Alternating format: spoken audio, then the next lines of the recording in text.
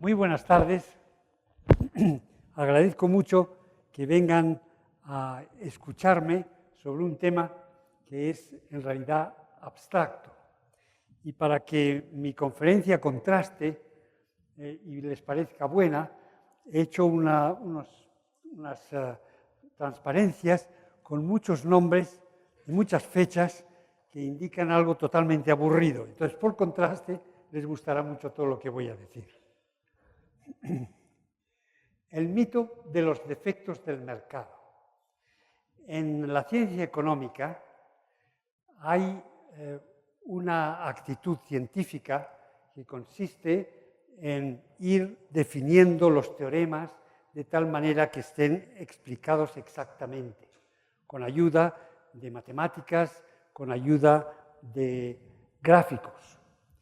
Pero si toda esta actividad se realiza sin una filosofía fundamental, que es la creencia en que los individuos deben influir en el mercado, y la creencia de que, aunque aparezcan defectos y dificultades en cómo funciona el mercado económico, estas dificultades deben tener algún remedio porque creemos en el fondo, que la economía de mercado es eficaz.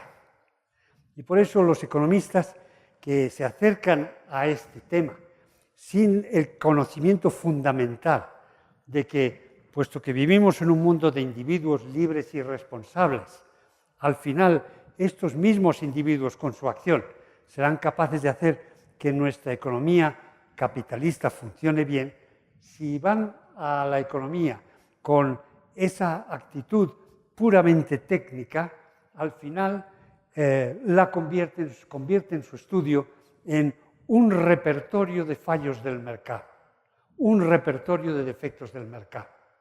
Por eso, aquí en este centro, el centro Henry Hazlitt, que da tanta importancia a la filosofía social, les diré que sin una filosofía bien dirigida, muchas veces el análisis económico se convierte en una especie de locura en busca de lo que los economistas llamamos soluciones de esquina, que quiere decir aquellos puntos en los que se podría imaginar que el mercado no va a funcionar. Y por eso voy a mezclar en esta presentación no solo una historia una historia de los que han hecho los diversos estudios, sino también un recuerdo constante de cuál es la filosofía que nos mueve. Y por suerte, al final de la conferencia, tendré el caso de un economista, premio Nobel, Ronnie Coase, que explicó algunas cosas que echan por tierra todo el cúmulo de defectos del mercado que algunos economistas han encontrado. Les iré poniendo, como he dicho, nombres en la pizarra o en las transparencias para que, si alguno de ustedes tiene interés, vaya a lo que es la fuente de nuestros conocimientos, que es Internet, y vea los nombres y pueda verlos más en Wikipedia o donde sea. Pero incluso para Wikipedia hace falta enfoque, hace falta criterio, como lo hace falta también para hacer ciencia económica. Adam Smith presentó la teoría económica o presentó la economía política como algo bien dirigido, pero todavía impreciso. Y lo que él estableció fundamentalmente es la idea de que el propio interés es el que nos lleva a los individuos a obrar de tal manera que al final no solo nos encontremos en una mejor situación, sino que la sociedad en su conjunto tenga un punto de bienestar más alto. Hay una frase muy famosa de Adam Smith que es la de cómo se consigue la merienda o la cena en el mercado. It is not from the benevolence of the butcher, the brewer and the baker that we get our dinner, but from a regard to their own interest. Es el propio interés el que lleva al panadero, al cervecero y al carnicero a presentarnos con nuestra cena. Es el propio interés el que hace que ellos, los que nos suministran, tengan una situación mejor y al propio tiempo hagan nuestro bienestar, creen nuestro bienestar. Esta es una idea fundamental, pero que no se ha precisado desde el punto de vista tanto lógico como matemático. Y a lo largo del tiempo que voy a presentar, desde la excursión que voy a hacer por tantísimos nombres, a lo largo de eso vamos a ir viendo cómo, por un lado, se van precisando sus conceptos y por otro lado se van adulterando, con que es muy importante estudiar teoría económica, pero siempre hay que tener detrás una filosofía fundamental, que estamos hablando de sociedades, de individuos que saben su propio interés. Ese propio interés incluye el interés de los hijos y de los nietos, sobre todo cuando son madres, porque los hombres, los maridos no somos tan buenos, y vamos buscando el interés propio. No quiere decir, para mí, egoísmo estrecho, sino interés. Y ese interés es el que nos hace ver cómo funciona la sociedad, dado que hay que examinar con mucho cuidado los términos precisos de lo que estamos haciendo. Entonces, Antoine-Augustin Cournot fue el primero que nos presentó la idea de un duopolio. El duopolio es una situación de mercado muy especial en la que hay dos productores nada más. Y esos dos productores intentan descubrir qué va a pensar el otro. En el caso de Cournot, eran dos fuentes de agua mineral, y entonces le ponían el precio al final pensando en lo que iba a hacer el otro. Y esa discusión, ese duopolio, es en realidad una excepción al libre mercado. Cuando hay duopolio o hay monopolio, el libre mercado no funciona tan bien. Y eso es algo que tenemos que tener en cuenta durante toda mi conferencia, que es la idea de que hay situaciones en el mercado que no son de competencia perfecta, pero que al final van en el sentido que indicó Adam Smith.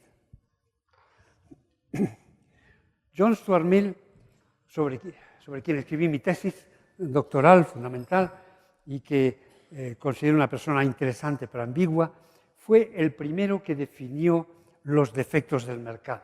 Por lo tanto, de todos los nombres que voy a presentar aquí, excepto el último, el de Ronnie Coase, de todos los nombres que presento aquí, la clasificación que hace John Mill de los defectos del mercado es la que se ha ido repitiendo año tras año y refinando año tras año por los distintos economistas. Decía John Stuart Mill que la regla general en el sistema de economía política tenía que ser el laissez-faire, dejar pasar, dejar hacer. La frase original era de unos fisiócratas, era laissez-faire, laissez-passer, tout va de soi. Dejar hacer, dejar pasar los bienes por las fronteras, todo al final va espontáneamente. Esta idea del laissez-faire, John Stuart Mill la defendió, pero colocó o presentó una serie de casos en los que el laissez-faire no nos daba la situación de bienestar social ideal. Y la primera era cuando había falta de información. El ejemplo que daba era el de la educación. Y es un ejemplo muy interesante porque estaba muy equivocado. Era la idea de que los padres analfabetos, los padres con poca instrucción, no iban a saber elegir para sus hijos la mejor forma de instrucción. Pues entonces era necesario que hubiese una ley que obligara a los padres a dar enseñanza, a comprar enseñanza para sus hijos. Esta idea es una idea paternalista y en realidad elitista y despreciativa. Nadie mejor que los pobres sabe lo que vale la educación. Y por la larga experiencia que tengo en la enseñanza, veo el ansia con la que la gente que tiene padres de pocos ingresos y carreras o de trabajo un poco agradable, con qué ansia estudian y con qué ansia los padres hacen grandes sacrificios por darles una educación. Esta idea de que los padres no saben la educación que hay que dar a los hijos es una idea no aceptable. Y lo he visto en mucha experiencia que precisamente son los padres pobres los que buscan la educación para sus hijos. Bueno, pero él decía que si el comprador no tenía conocimiento, hacía falta entonces dárselo. Y uno de los efectos de esto hoy en día es la literatura que aparece en las cajas de cereales. Nos dicen qué es lo que han metido ahí, qué valor nutritivo tiene, si tiene estas o aquellos aditivos que nos vayan bien. Y al final, cuando estoy muy aburrido en el desayuno, me lo leo una y otra vez, no me dice absolutamente nada. Y eso es la idea de que hay que informar al comprador, al consumidor, de qué es lo que está comprando, pensando que pensando que a lo largo del tiempo la gente no va a informarse de esta manera. La segunda excepción era la de indivisibilidad de factores. Si para producir un bien necesitamos una inversión de capital muy costosa, que hace muy difícil que entren otros suministradores, porque el bien que se está ofreciendo es un bien que es indivisible, es decir, que necesita una intervención de capital, un uso de capital muy grande, entonces no es posible que haya competencia, decía él, porque no vamos a hacer dos ferrocarriles con las líneas una al lado de otras, y no vamos a hacer un sistema de aguas con tuberías que se repitan, y por lo tanto en esos casos lo mejor para el sistema social era que hubiese una municipalización de las tuberías de agua, y de esa forma no hacía falta el dispendio excesivo de crear nuevas tuberías, y al propio tiempo, si se vigilaba bien a ese suministrador de agua, el agua sería de buena calidad. Aquí otra vez es una visión de muy corto plazo, es la visión de que las condiciones técnicas de una producción quedan fijas para mucho tiempo y que no hay modo de sustituir, la producción que necesita una inversión de capital muy grande. Recuerdo como ejemplo, en Madrid hay, que es donde he nacido y de donde vengo, hay un sistema municipal de suministro de agua, el canal de Isabel II, y hubo un momento en que los que producían agua mineral en botellas fueron a ver al canal de Isabel II y dijeron: ¿no irá usted a meter su agua en botellas para competir con nosotros? Y dijo: no se preocupen. Es como el decir que no puede haber agua mineral para la bebida que la gente quiera. Y lo mismo en ferrocarriles, sobre todo cuando hay avance tecnológico, nos encontramos con que hay nuevas formas de viajar o de comunicarse con gente sin viajar. Y la tercera excepción son lo que se llaman ejemplos externos. La ciencia, en caso de centros externos, tiene efectos externos positivos y hay otros que tienen efectos externos negativos. Eso es un concepto que tienen ustedes que saber, porque al estudiar economía, sobre todo los economistas, se encontrarán muchas veces con los efectos externos. El efecto externo es una persona como el doctor Fleming, que descubre la penicilina. Esa penicilina cura muchísimas enfermedades. El hombre no sacó una patente y se encuentra con que produce a la sociedad mucho más bien que el que se produce en sus ingresos. Y decía Mill que entonces el incentivo para inventar era mucho menor, puesto que los beneficios obtenidos con los inventos no recaían en el inventor. Y esta cuestión de efectos externos la voy a estudiar cuando hable de Ronnie Coates al final de la conferencia. El héroe de esta conferencia, Ronnie Coates, que escribió su último libro a los 103 años. Aunque todavía no esté yo allí, eso me anima mucho a seguir escribiendo. Francis Edgeworth, lo pongo ahí, pongo el nombre para que ustedes lo tengan, es el que ya definió más matemáticamente y geométricamente las condiciones de la competencia perfecta, diciendo que la competencia perfecta, es decir, que los precios se fijen de tal manera que no haya alguien que abuse del poder de fijación de precios, esa competencia perfecta necesitaba un número infinito de compradores y de vendedores. Porque si había muchos compradores y vendedores, todos eran, y este es otro palabrote de economía, eran tomadores de precios. En vez de fijar la compañía los precios, recibía los precios del mercado y se ponía al servicio de ella. Esta idea de que hacen falta infinitos compradores y vendedores es una idea que al final ha resultado falsa, sobre todo porque incluso cuando alguien tiene un monopolio o hay un oligopolio, siempre están los competidores potenciales, que si el monopolio hace mucho dinero se meten dentro e intentan hacer lo que está haciendo el otro. Por lo tanto, no hace falta que se puedan contar los productores en este caso, pero él lo definió. Voy a ir dando una serie de pasos en que se fueron definiendo los defectos del mercado. Siempre puede esto aburrir un poco, pero creo que al final sabré sacar la idea que he dicho al principio, que es la falsa idea de los defectos del mercado. Alfred Marshall presentó lo que es el papel del economista. Voy a pasar muchas porque al final muchas han copiado un gráfico que les presento ahora, está mucho mejor de cómo yo lo hice, pero el centro Henry Hazlitt me lo ha puesto así de bonito. Entonces ahí tenemos un típico gráfico de un monopolista. Si esto tiene a lo mejor, no. Bueno, así, aquí. A ver, sí. No se ve, pero consuela al conferenciante. Entonces, típicamente cuando hay competencia perfecta, la demanda es como tiene que ser, que es que a medida que va bajando el precio, va aumentando la demanda. Esa es una ley de la economía y en una ley psicológica, pero cuando hay competencia perfecta,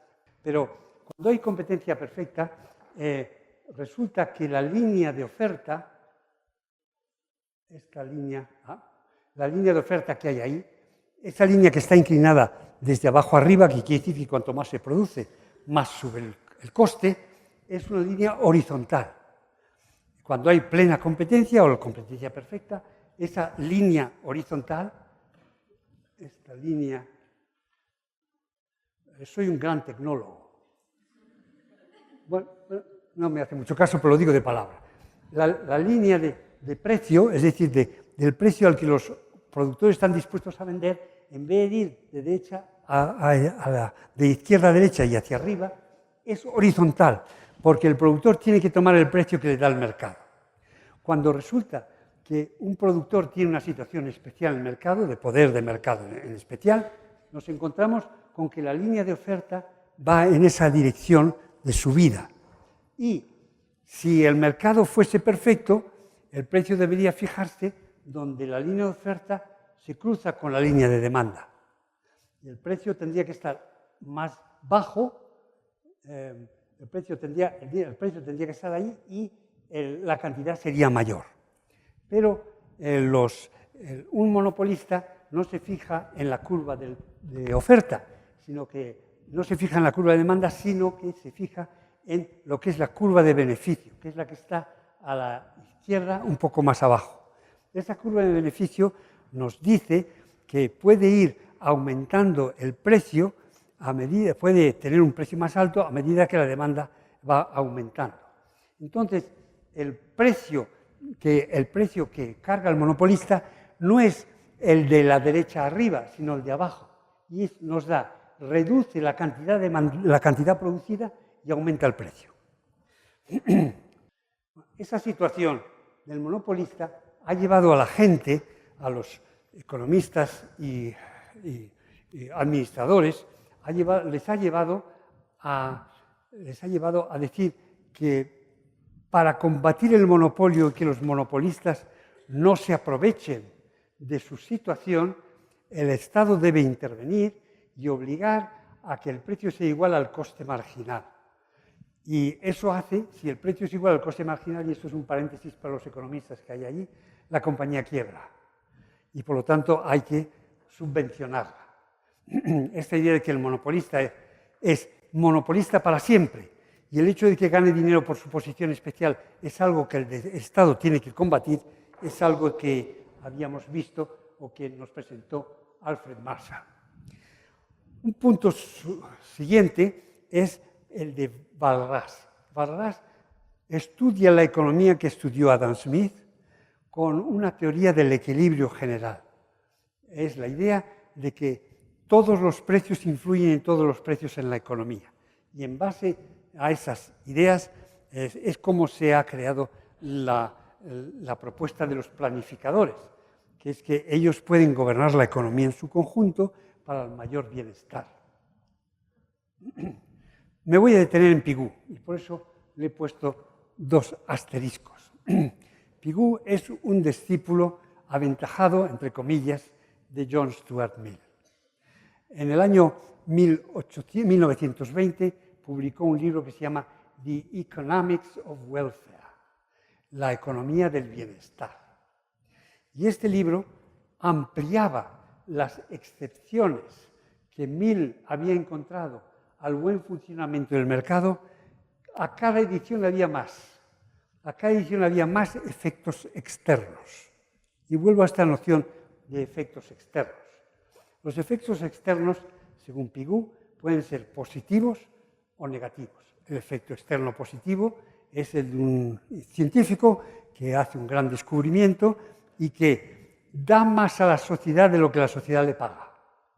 Y el efecto externo negativo es, por ejemplo, el de una fábrica que lanza humo a la atmósfera y fastidia o ensucia las camisas recién lavadas y colgadas por la gente que vive en el pueblo y que está que vive en el pueblo y que está cerca de la fábrica. Entonces, un efecto externo negativo es un efecto cuyo coste no carga todo el que lo produce. Yo produzco unos coches, lanzo unos carros, lanzo a la atmósfera unos humos y dentro del precio del carro que yo voy a vender, no incluido el daño que les hago a la gente que vive en el pueblo y que cargan ellos con algo que no es suyo. Eso quiere decir un efecto externo negativo. Me meto en todos estos detalles técnicos por respeto a mi público.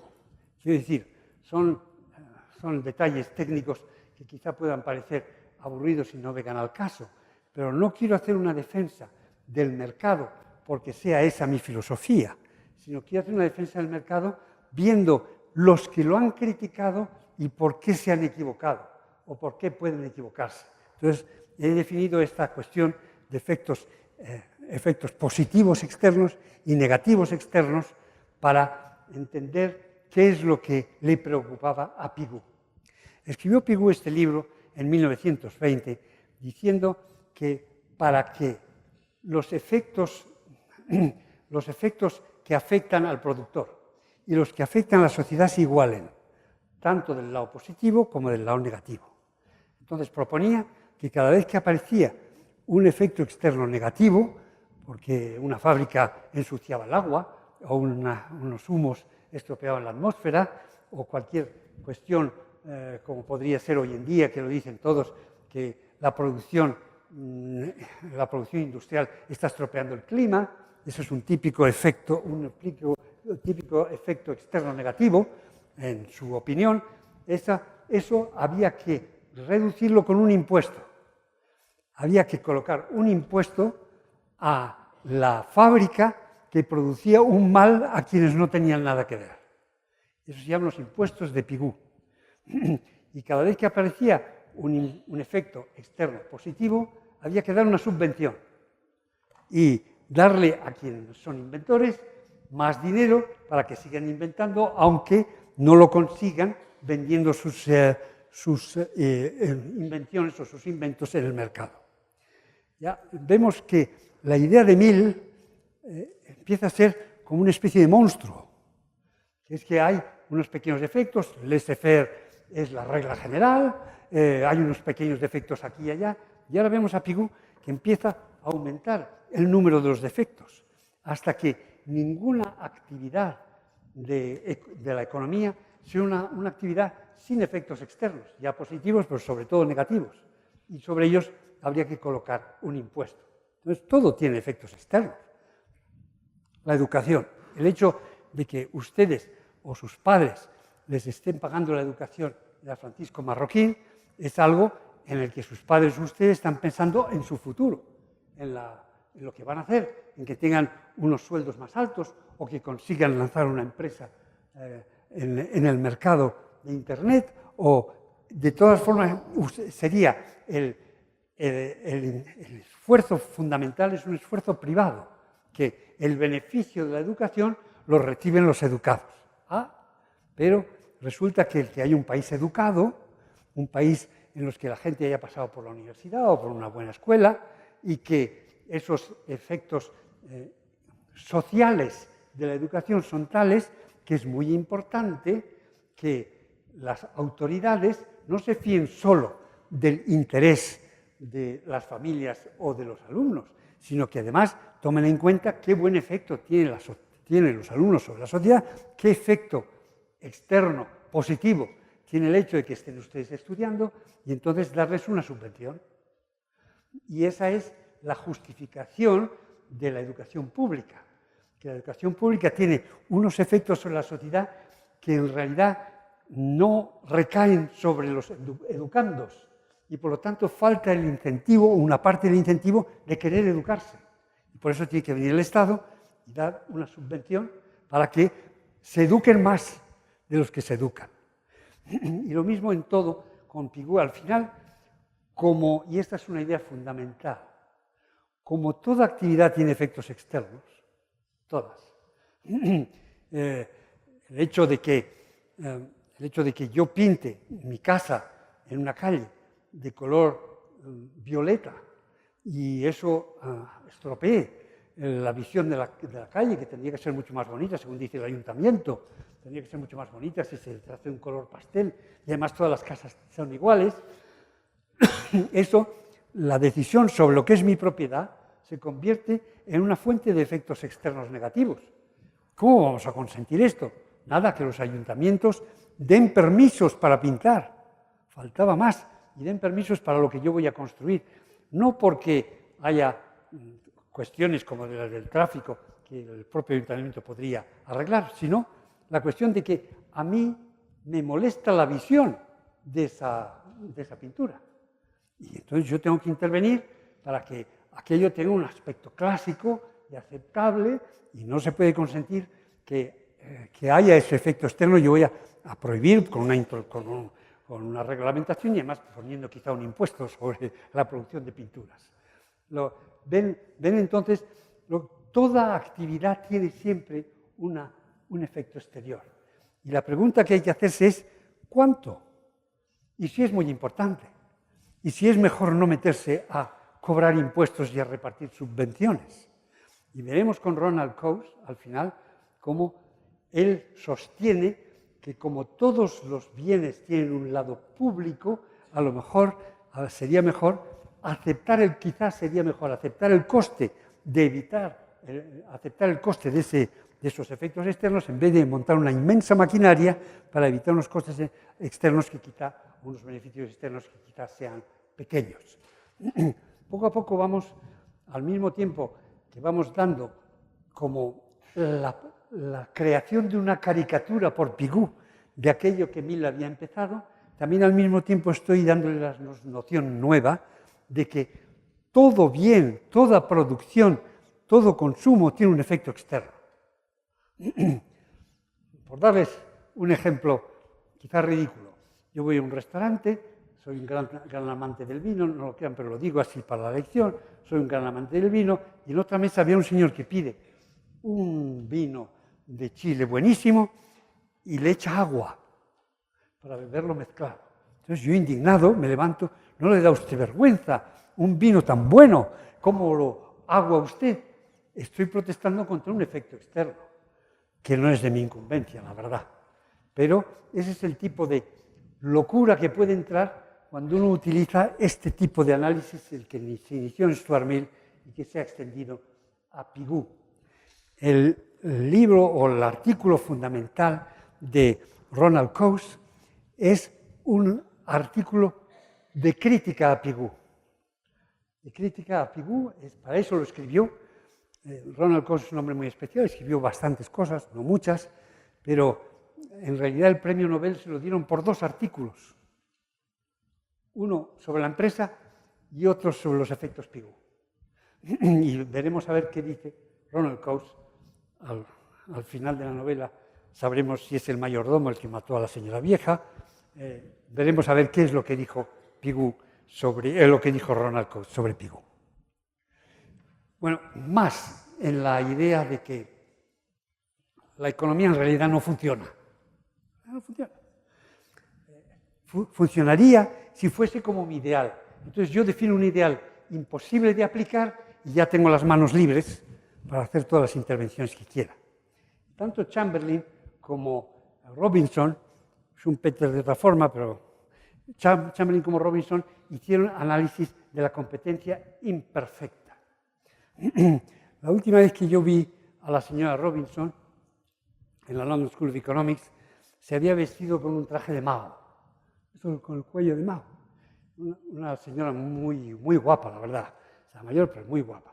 Y ella nos dijo que el futuro de la humanidad era un régimen como el de Mao, porque ahí se podía planificar toda la economía para el bienestar general.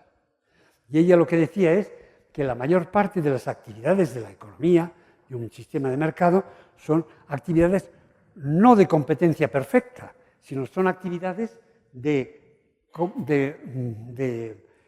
compañías que tienen poder de mercado. Y es Hayek el que dijo, si la idea de competencia perfecta se acepta, ¿qué hacen las compañías haciendo publicidad?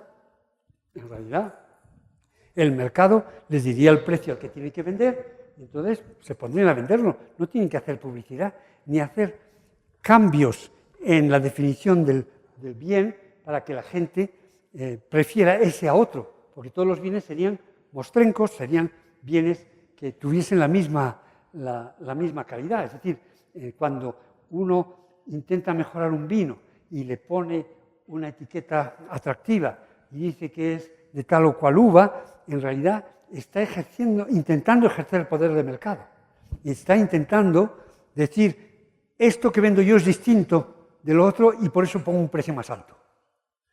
Y ese tipo de cosas, sí, descubrió la Robinson y Chamberlain, que la mayor parte de las actividades vistas en un momento dado son actividades en las que no hay mercado perfecto, pero eso lo usaron para echar abajo la idea de que puede haber libre competencia.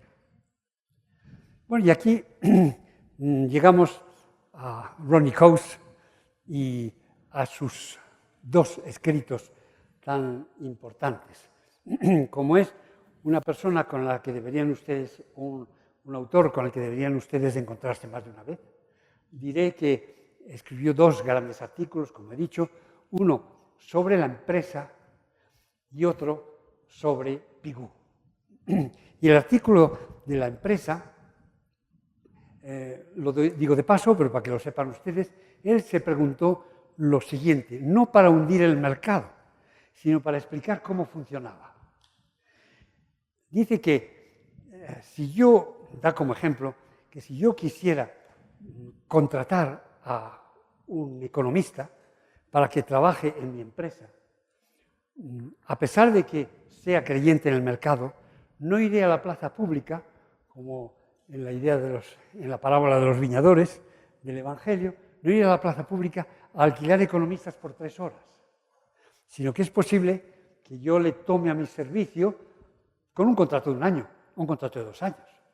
Entonces se pregunta Coase, ¿es que no funciona el mercado? Ese mercado horizontal no es algo que funcione y en el cual yo tendría que acudir para ir comprando servicios por trocitos. ¿Por qué no lo hago así? Y propuso una idea fundamental que es la de los costes de transacción.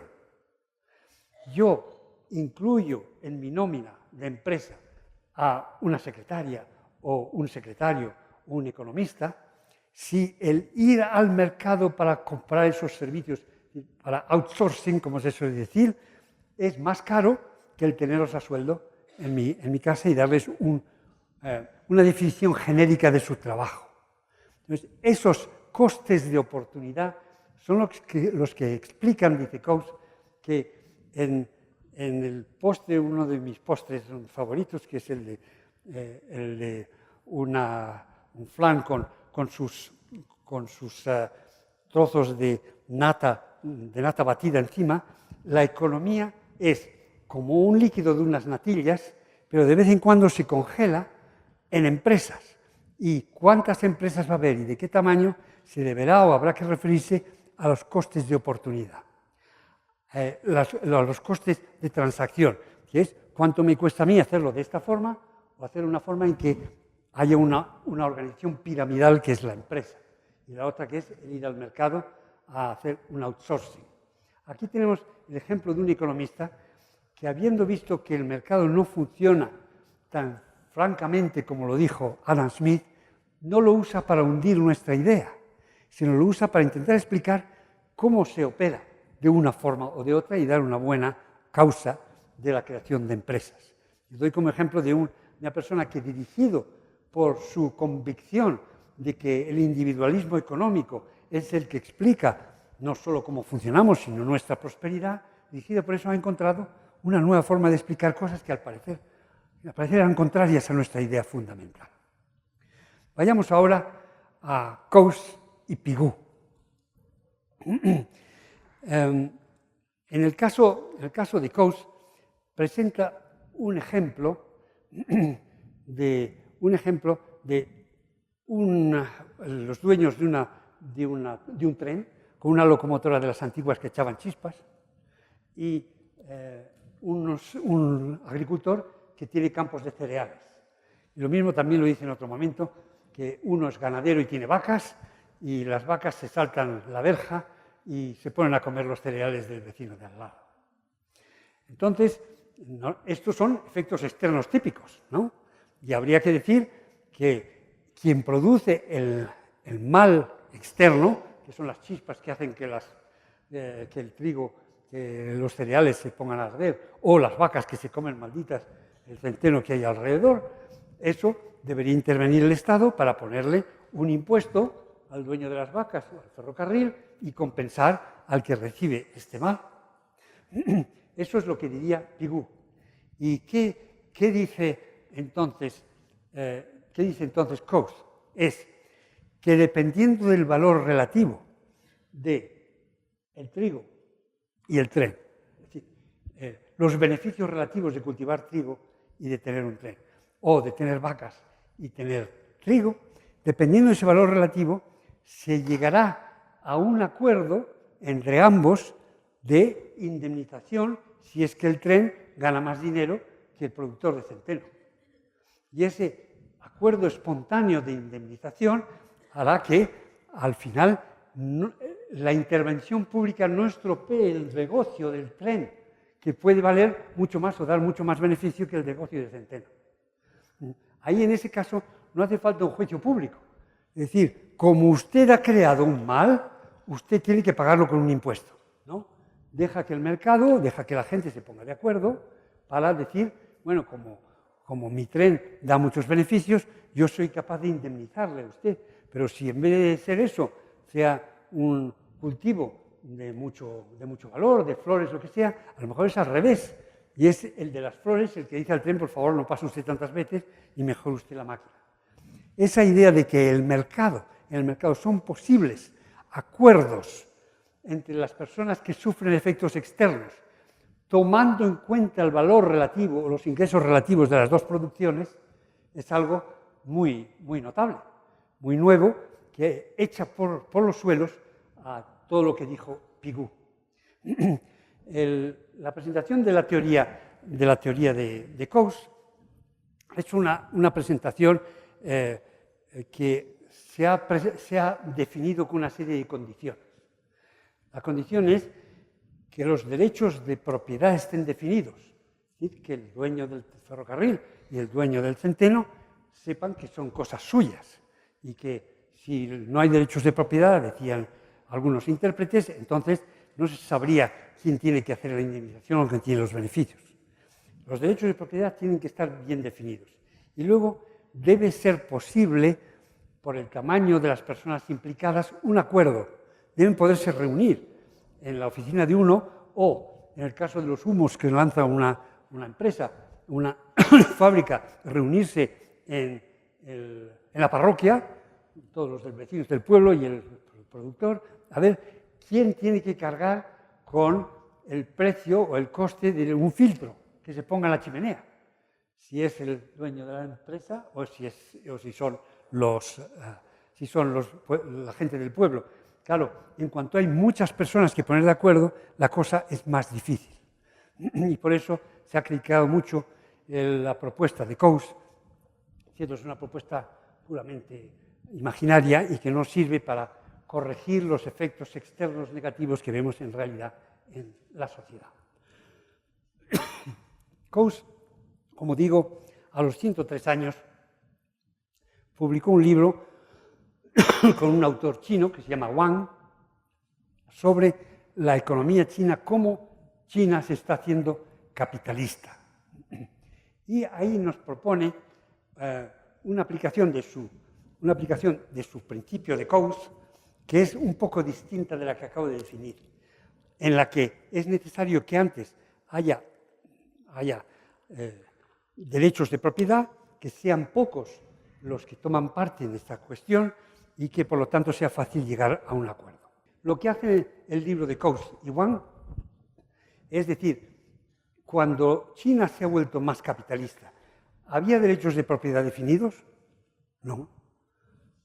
Precisamente en China lo que ha ocurrido es que esos derechos de propiedad se han ido inventando cuando la gente ha discutido entre ellos.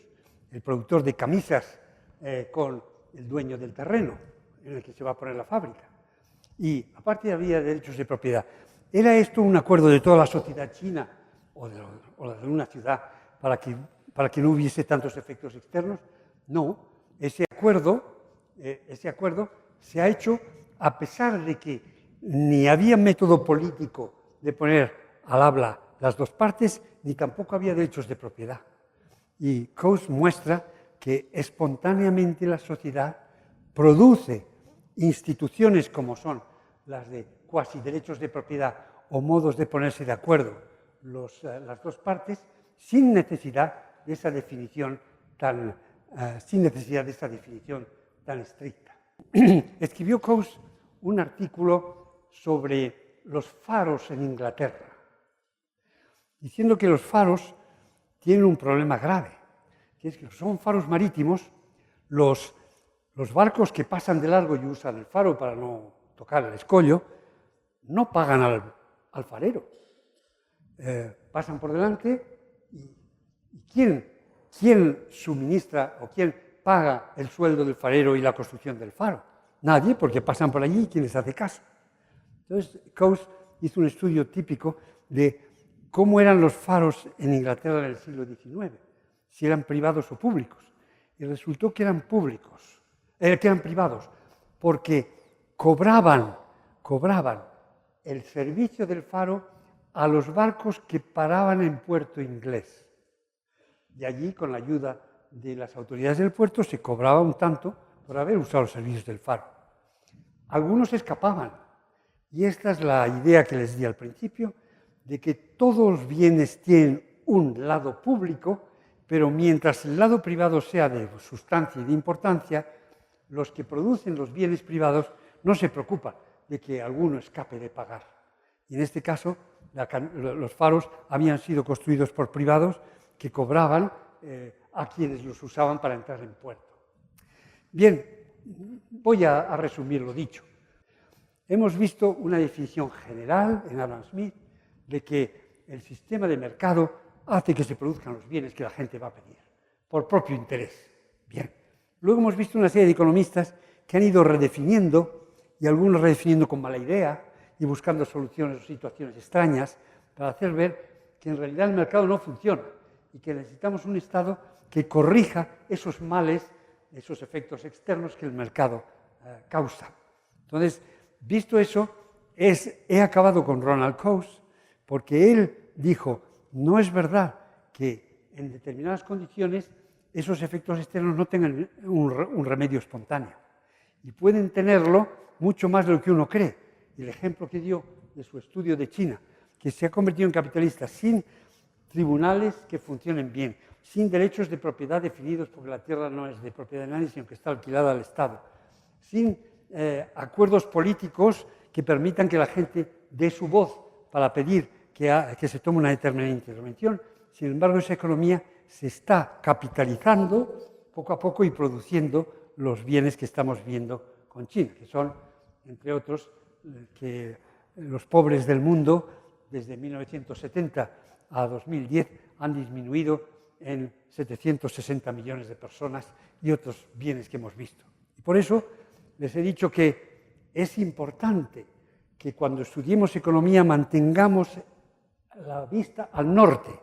El norte es que el mercado funciona, que las instituciones libres producen esta prosperidad que conocemos, que los individuos, cuando se les deja a su albedrío, trabajan y son responsables. Entonces, visto eso, con esa idea, es con la que se va combatiendo cada uno de los defectos que van sacando en cada momento. sea el clima, sea que no funciona el dinero, sea que los banqueros son todos unos ladrones y tienen la culpa de todo. Todas esas ideas que están saliendo ahora, siempre hay que mirarlas con la aguja puesta en el norte, que es este sistema en el que vivimos, es un sistema que nos ha hecho más prósperos y más libres y por lo tanto vale la pena defenderlo. Muchas gracias.